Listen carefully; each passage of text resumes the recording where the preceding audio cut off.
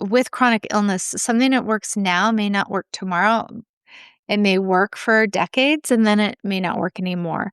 So to understand how a chronic illness body kind of lives and evolves, you need to not put all your eggs in one basket. And I don't want anyone to make you feel like you should or feel bad about what you have done to this point. Your choice is always valid. Your pain is valid. Your body's needs are not up for public debate.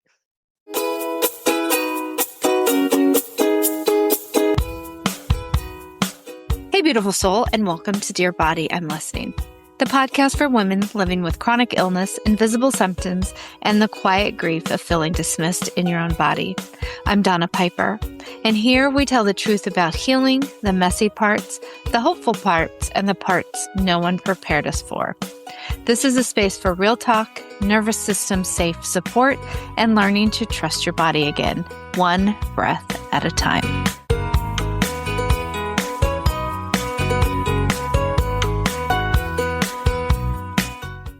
Hey, beautiful soul. Welcome back to Dear Body, I'm Listening. My name is Donna Piper, and today we're just going to get it all out of the way. I am triggered.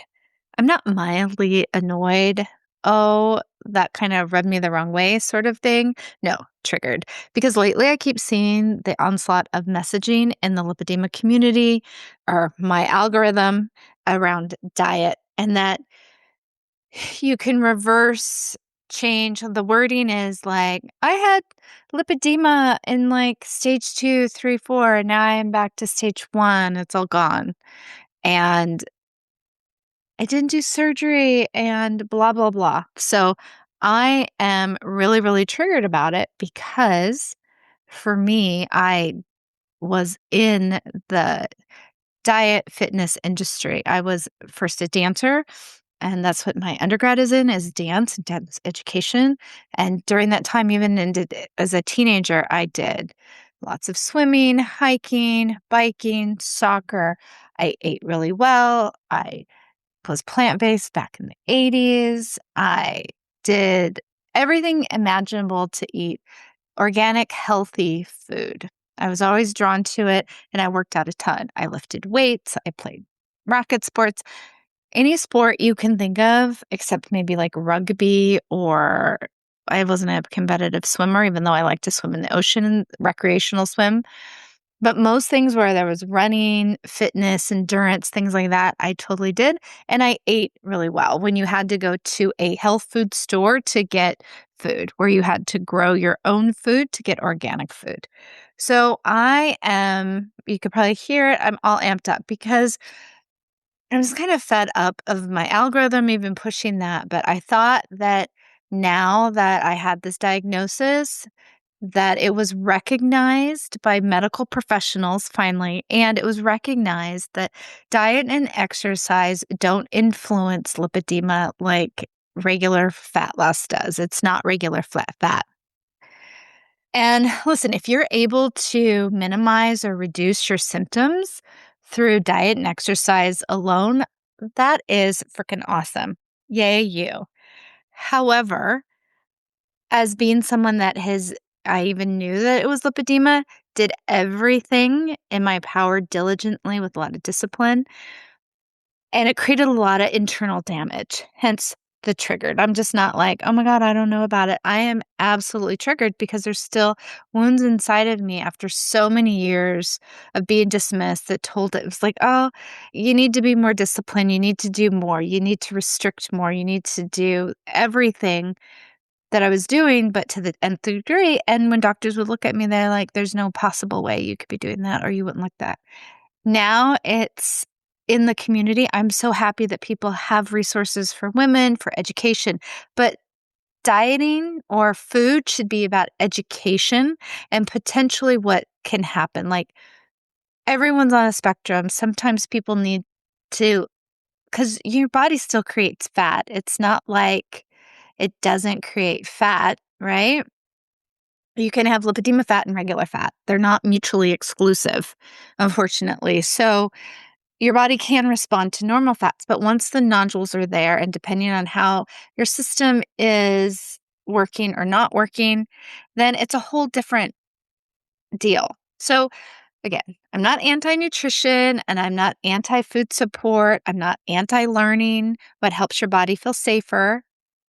I have done pretty much every sort of traditional, non-traditional diet, cleanse, whatever, to try to see. I was like, this weight isn't releasing from my legs. It's my body should be looking and feeling differently based on what I'm eating. And after 4.5 decades, it wasn't, I couldn't figure it out. So, and I always have been a clean eater. I've always gone low or no sugar, low or no carbs. I was vegetarian, vegan, raw. I was those for decades. And then when my body was just hurting more and more, and I learned about oxalates and different things about food, when I took those foods out and gave myself more meat-based proteins, animal-based proteins, then my pain lessened. It didn't if you're a chronic pain girly listening to this, our pain scale is from like 0 to like 15, but I think really more 19. And 10 is like, oh, you're in the hospital. No, 10 is my daily, I'm good if I'm a 10. I'm usually, if I'm really bad, it's like 15 to 19. So I was operating when I changed my diet around 19 on that scale. Like it was like severe pain constantly, like even more severe than my normal.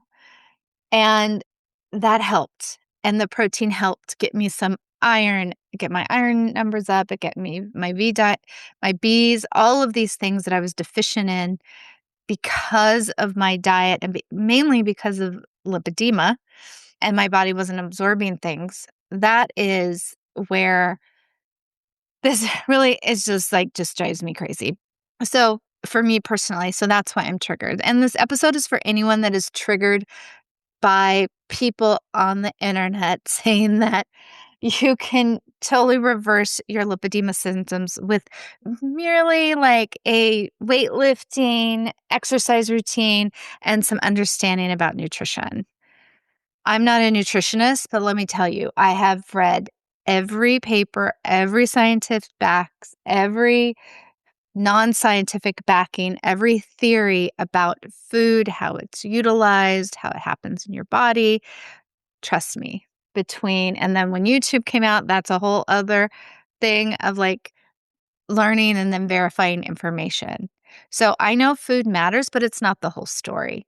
And if you have been gaslit for years, decades, in my case, and your symptoms, your pain, your swelling, your body size, your fatigue, your inflammation, etc., has been like pushed aside based on it's a lifestyle choice, and then you finally get an answer, you finally hear lipedema, and you're like, huh, what's this? And you really just start to exhale like, okay, for the first time, the voice in your head gets quiet.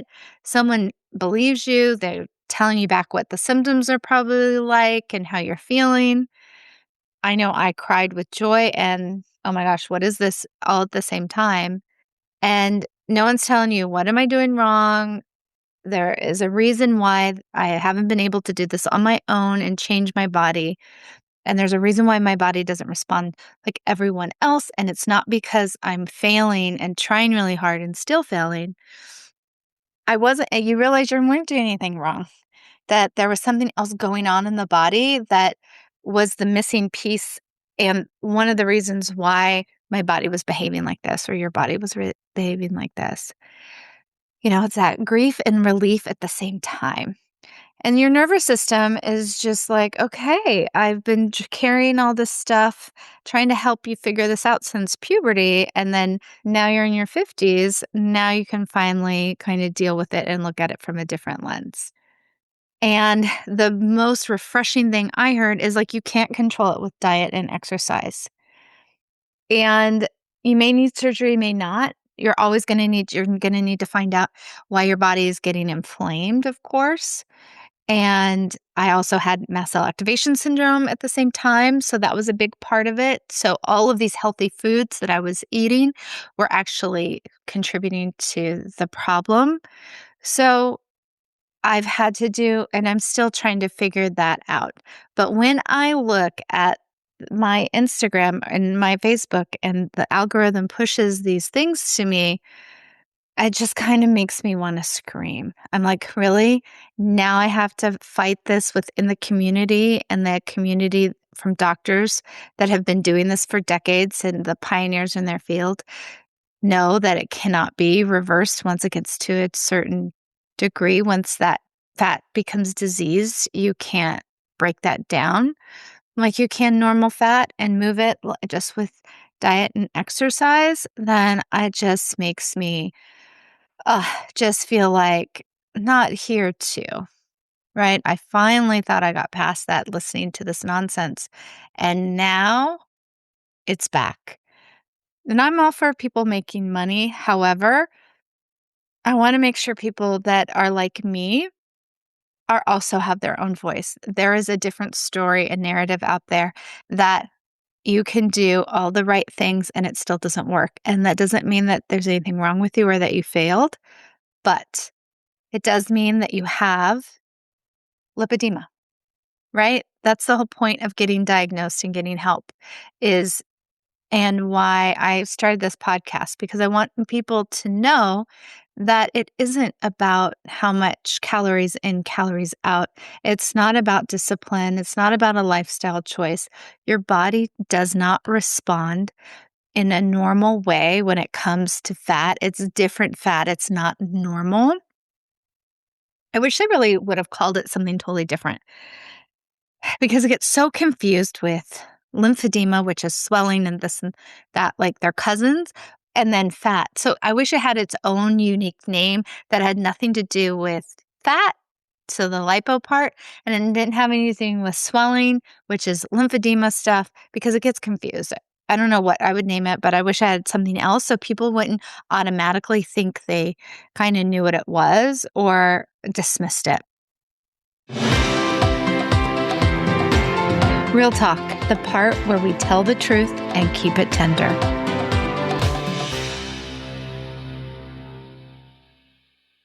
So let's get into some real talk today. When someone says that you can reverse lipedema with diet, I think it's word choice and I don't want to be too modern, like, hey, let's not, pick and choose or pick to death the word choices. But I think in this case, it really matters because a lot of what I'm seeing is if you have reversed your symptoms, hallelujah to you. If you had been in one later stage and reduced it down where you're in an earlier stage, that is freaking amazing. But if you're out there saying that it's just a matter of education and you could change with diet and exercise because you're not eating the right things in the right order and some diet, hey, maybe that is out there. But if you really had lipedema and suffered from it, like later stages, and you found the perfect formula to get into the diseased fat and eliminate it, I would think that you would not want any of your other fellow comrades out there, colleagues, people suffering with the same thing in the future. That shit would be out there on the internet for free. If you found that, I know if I ever found that, that's what I would do. I would just plaster it all over for people to copy and paste if I found this magic formula. So it leads me to believe that, yes, you can see changes. However, and diet is part of it. You can't, even if you get surgery or whatever, we live in bodies that are very sensitive with this connective tissue disorder. They do not, it takes them a long time to build protein, and we need creatine, we need certain supplements to help support our lymphatic system, our cardiovascular system, tissue growth, inflammation, pain management, hormones, everything. So everything's connected. And so just food alone isn't going to get in there and make all of these systems behave together to all of a sudden your lymphatic system is working perfectly and you're pulling out larger molecules through your lymphatic system. Your lymphatic system's going in the right way and it's draining how it should, and it's going out of your feces and urine. Because most of the time with connective tissue disorders, you have constipation, you have gut issues, you have dysautonomia. There's so many things that you have that food alone isn't going to change the actual diseased part of this.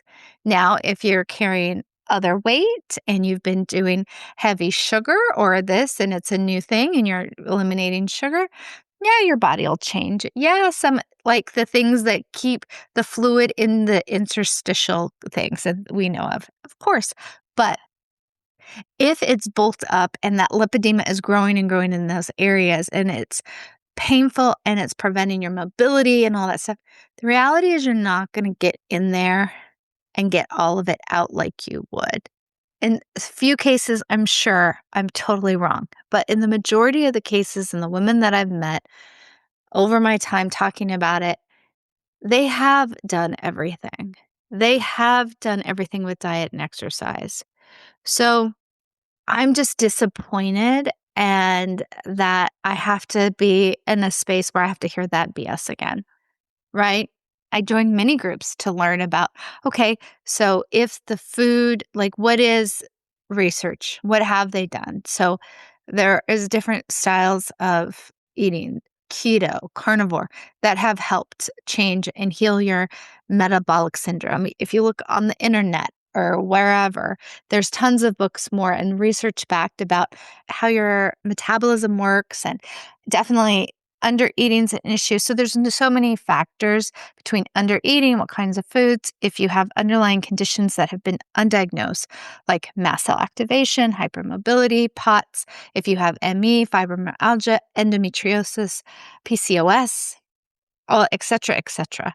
So this episode is for anyone else that is triggered, but also I want to be the voice that says, no, you can't always. That's not always the case.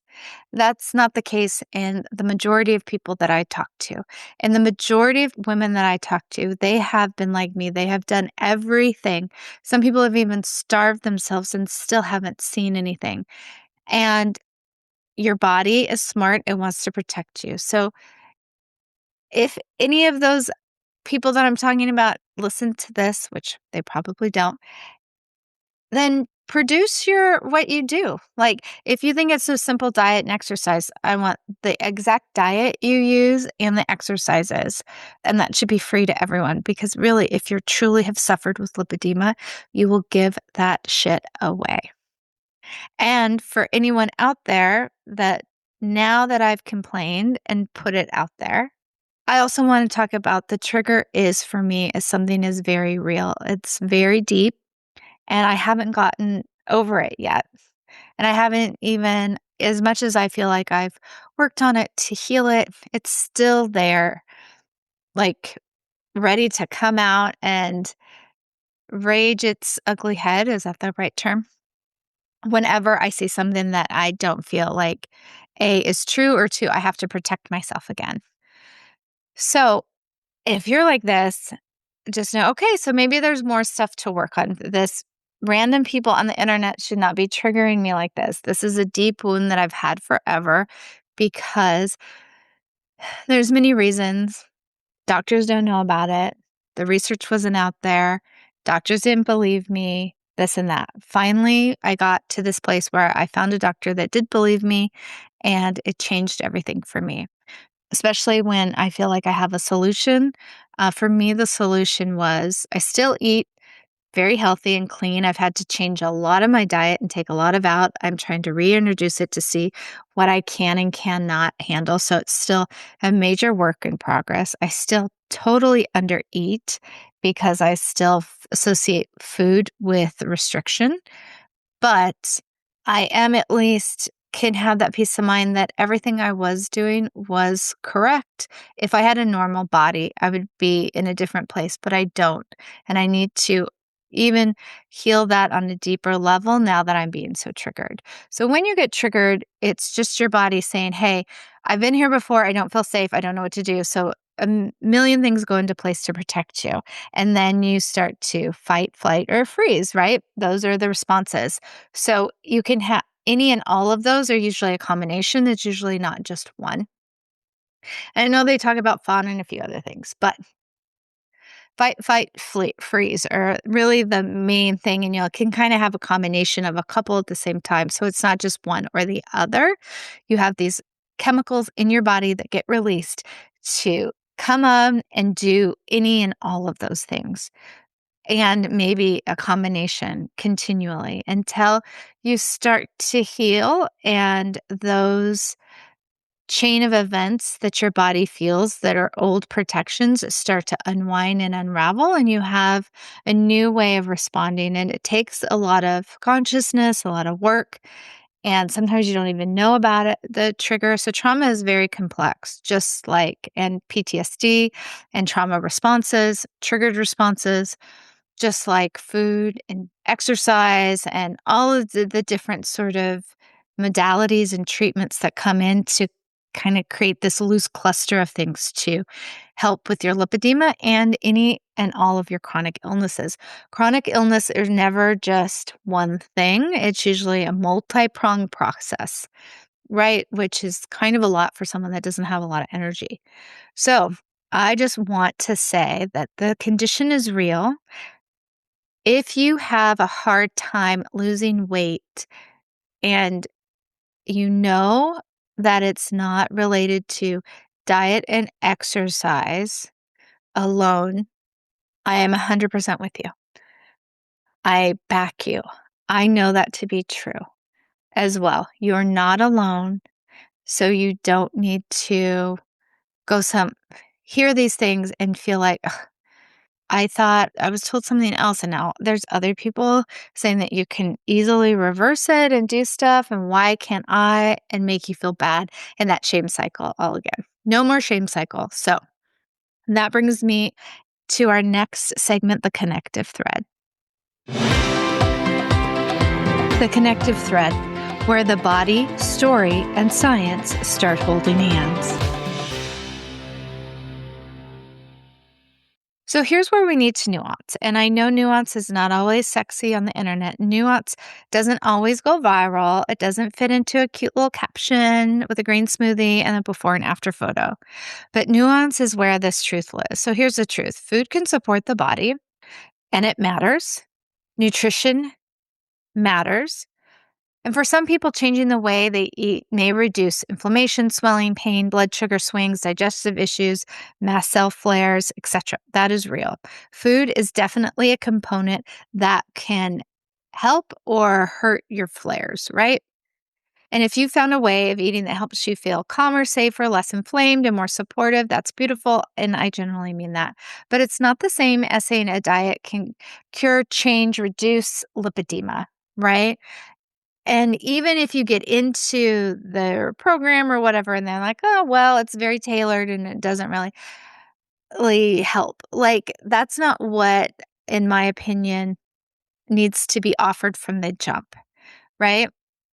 If you still need surgery, changing your diet would be great if it makes you feel better. We're looking for a diet to support nutrition, minerals, helps with energy, makes it easy. If you have gut issues or any gluten issues or any dairy issues, to make sure that those are out, and education about where those things are found in food, because they're super sneaky.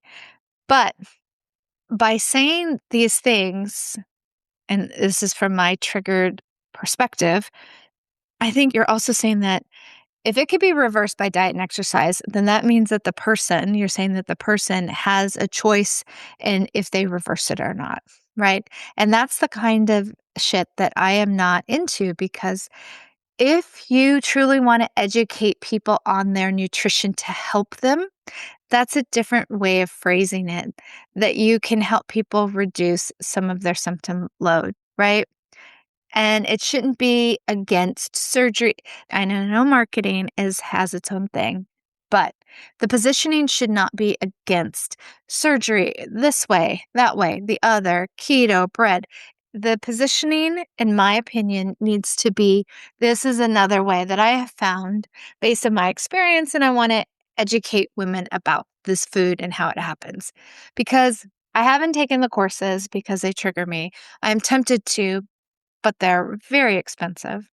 And I just want to take them because I'm like, I know in my heart of hearts that there's going to be something in there that is not going to really.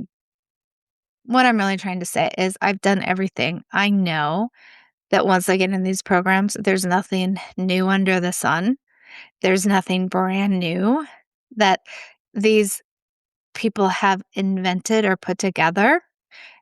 And I'm not saying that everyone's like that. There's a lot of people out there that have reduced their symptoms and are there supportive. I'm talking about the ones that are claiming that they don't need to go to surgery and you're basically stupid. They're basically saying, if you come to me, I am the expert in all this stuff.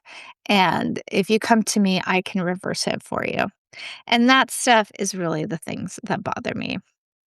And that is more about what is upsetting me on this. And I keep on looking at my notes and I keep on going off on a tangent.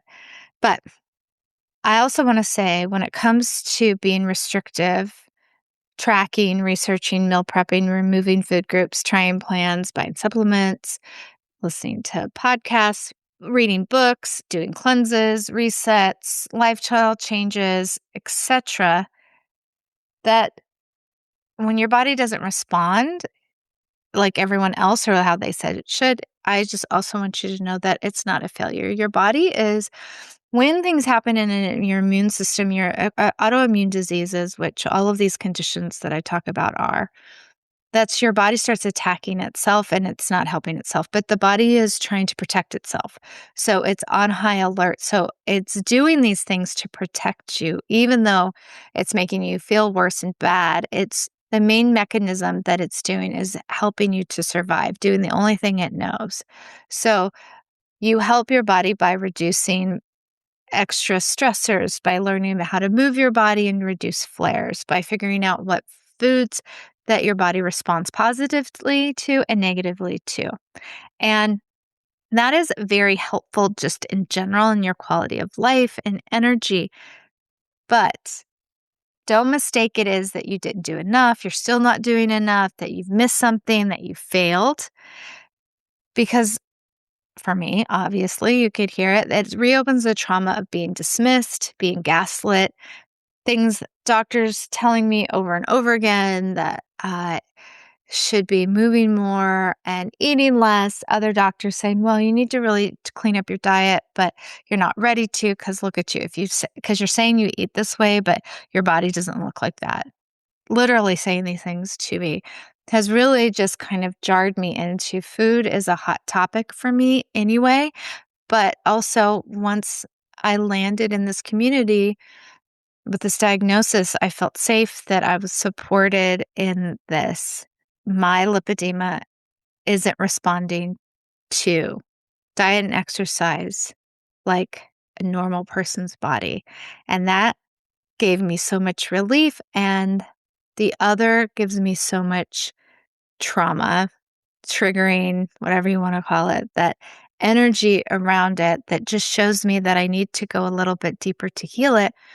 But I don't want anyone to feel like if they're not learning these things with diet and exercise and their body isn't responding like that, that they are doing something wrong. We have a chronic disease. Keep on saying that, but it's just very upsetting to me. And I'm not pushing surgery and I'm not saying don't learn everything you can about nutrition. I'm just saying that don't believe that there is a miracle diet out there that's going to reverse everything for you. Mythbuster moment, because some of what we've been told is absolute nonsense. So the myth I want to bust is if you have lipedema, you can control it and you can control it with diet. So let's bust this myth with compassion and a little bit of side eye because, again, food can help, right? But once it grows, like mine, I gained 50 pounds in uh, a couple months, like 40 pounds in a couple weeks, and then it went to 50 pounds in a couple months. So my bulking up had nothing to do with my change of diet, anything. It was probably stress induced at some degree, or my hormones just went wacky. We still don't know because I still didn't have that diagnosis until a couple years later to figure out exactly what happened. But I was eating the same and moving the same, and all of a sudden I gained 50 pounds. So there's no way I could diet, like eat myself way into that weight gain in that short amount of time.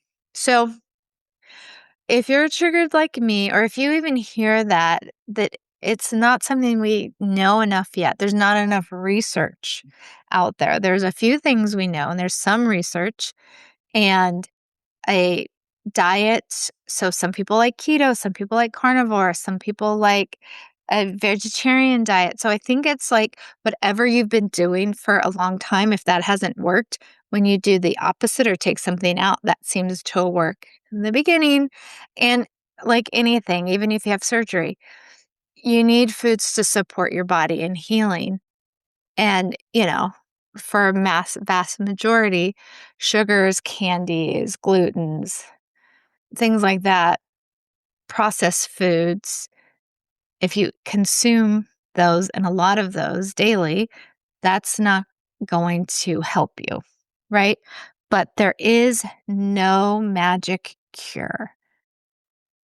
And anyone that has a complex chronic illness knows that the body is not a vending machine. It's more like an old house with mysterious wiring, a leaky attic, three ghosts, a basement. Like that only works when, Mercury is in a good mood. There are layers. There are systems talking to systems. There are stress responses, hormones, immune reactions, connective tissue issues, lymphatic and vascular components, trauma history, years of being misread, misdiagnosed, and mistreated. So, no, I do not believe it is helpful to tell women that diet can control lipedema, that and exercise if that's the whole answer. A more honest statement would be nutrition may support some symptoms for some people with lipedema, but is not guaranteed cure and should never be used to blame someone for needing medical care, compression, lymphatic support, or surgery. That is the sentence. That is the grown up, trauma informed, body honoring sentence. Because here's what I know, some women will feel better with dietary changes. Some will feel a huge difference. Some will need conservative care. Some will need surgery. Some will choose surgery. Some will not. Someone cannot access surgery. Some are terrified of surgery. Some are desperate for surgery. And some are doing everything and still progressing. Some are newly diagnosed and grieving. Some had surgery and had it come back. So there is even surgery isn't a guarantee. So when we talk about diet, we have to hold all of these women in the room, not just the women who had a great result from one specific approach, all of them. Because the moment we make one person's path the universal truth, we lose this compassion and inclusivity and the understanding that this is very complex. And with chronic illness, something that works now may not work tomorrow. It may work for decades and then it may not work anymore. So, to understand how a chronic illness body kind of lives and evolves, you need to not put all your eggs in one basket. And I don't want anyone to make you feel like you should or feel bad about what you have done to this point. Your choice is always valid, your pain is valid. Your body's needs are not up for public debate. And your body is yours uniquely, and you need to find the things that work for you and without any sort of pressure or outside influence, but really about where you are. And I will put this one last caveat here. And if you're triggered about things, that probably just means that you need a little bit more attention to that area of your life with more love, compassion, and healing. Feel good flow. One small shift, one safer breath, one thing to take with you. So, with all of my ranting, let's bring this back into the body. because this topic for me stirs up a lot. Maybe it stirs up a lot for you, especially if you have years of shame around food, weight, symptoms, and being believed. So, this one is for the times that you see something that, comes up and your body starts to go, oh no, here we go again. You don't have to argue. You don't have to educate anyone. You don't have to kind of have a fight with that person in your head or write, think of what you're going to write in the comments. None of that. You could just come back to yourself first. And when it feels okay, just start to touch your body, just shoulders, head, anywhere, just lightly. And you can go all around your body or stay in one place. But as you start to touch your body, this is your boundary. This brings you into the here and now. And see if you can listen for your heartbeat. See if you can listen for your breath, not change anything. And just as you start to feel your body, just, thank the boundary for being there and start to tell your body you're safe. Look around, make sure you're not in any danger. And so your body's like, okay, I'm in my car, I'm in my room, I'm wherever. And okay, there's no actual danger. No one's coming at me with a weapon, no one's trying to kill me. Okay, body, thank you for being here and to having my back, but I'm not in any danger. So try to start talking to yourself that you're safe. You're safe. Just as you do touch your body, just tell your body how much you're safe. And then see if you can connect into your breath with your inhale and your exhale. There's no particular deep or shallow, just however you're breathing. And then if you can start to begin on your future exhales, start to kind of exhale like you're fogging up a window or a mirror. And then just allow the body to bring more air in and then kind of fog up a mirror again with your exhale. And then as you do that, just put your feet bottom wherever you're touching a hard surface. Just remember that you're in this place here and now. You're not in your head. You're not in the past, in the future. You're right here in your body. And just say to yourself, this has touched an old wound. Don't say I'm being dramatic or I shouldn't care or I'm too sensitive. Just say, I touched an old wound and take another breath. And go, my body remembers not being believed, or make the statement, whatever's true for you. And then let that just hold in that truth, whatever that true statement has come at. So if you go with my body remembers not being believed, take another breath and being like, oh, yep, okay. I don't have to fight it. I don't have to defend it. It's a fact. And then in a few more breaths, say, my body remembers trying so hard. And just take another breath with that. And then just say, now my body is not on trial anymore. It's not up for debate what I do. I'm not trying to restrict it, push it, force it, make someone else's opinion of what I should be doing with it mine own. My body is not on trial anymore. And now place your hand maybe on your heart or a place that's carried shame, maybe your legs or belly, arms, and say, I can support my body without blaming my body. And again, I can support my body without blaming my body. And then say, as you breathe in and out, I no longer have to restrict my body. And again, I no longer have to restrict or punish my body. And then continue to breathe in and out. Thank your body for its protection. Say one last time, it is safe. And that's it. You don't have to fix anything, do anything. Just go back to that wound if you would like to and visit it on your own. Maybe journal about it. Maybe do this practice a few times, make it your own, and just continue to connect with your body. This is shared education and lived experience, not medical advice, and is not meant to be. Check in with your body, check in with your clinician, and find out what fits your life. So here's what I want to say. I probably said it a million times, but thank you for listening today. So if this triggered you, I'm sorry. And I gave you some tools at the end to be with that, but just know you're not alone. And it wasn't meant to trigger anyone. It was meant to really just say that I didn't have a voice for me when through my teens, 20s, 30s, and 40s, and even half of my 50s that rallied behind me and said, no, there's something wrong. We need to get answers. You have lipedema, you have something else, right? I wasn't saying, no, it's okay. Your body doesn't respond normally. That's okay. Your body doesn't respond normally. That's okay. And that's really what I just want to say over and over again. Your body doesn't respond like normal standard, which I don't even think is based on women's research. I think it's more in men's. Anyway, that's a whole other subject. But I want to say that this is whatever you've been doing to this point, diet, exercise, and what have you, is you were doing the best you can. It was perfect, no matter what you did. Now, if you've been really hard on yourself, really restricting, really trying to do more, and getting more and more constricted, I want to offer you this time and space to put that away. If diet has failed you, take a breath and just let that go. Find a way to eat that supports you.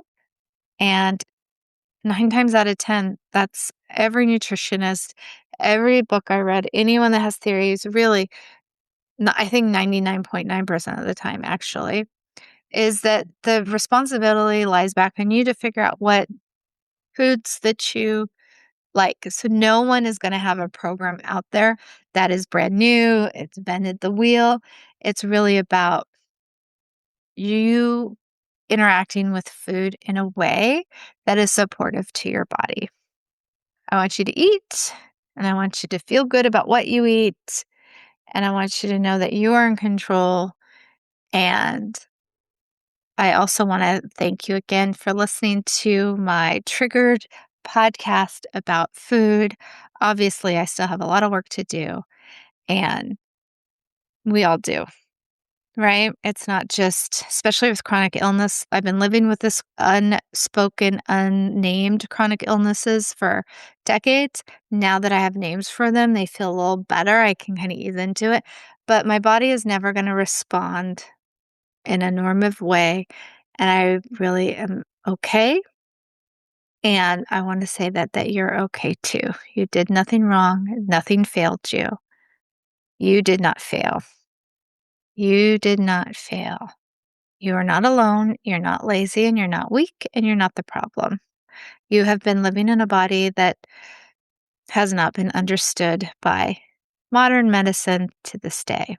So thanks for listening. If you have any questions for me, I'm going to be going back to my series that I did when I first started about answering questions and doing podcasts based on questions that I get either at my email at hello@donnapiper.com or through my DMs on social media.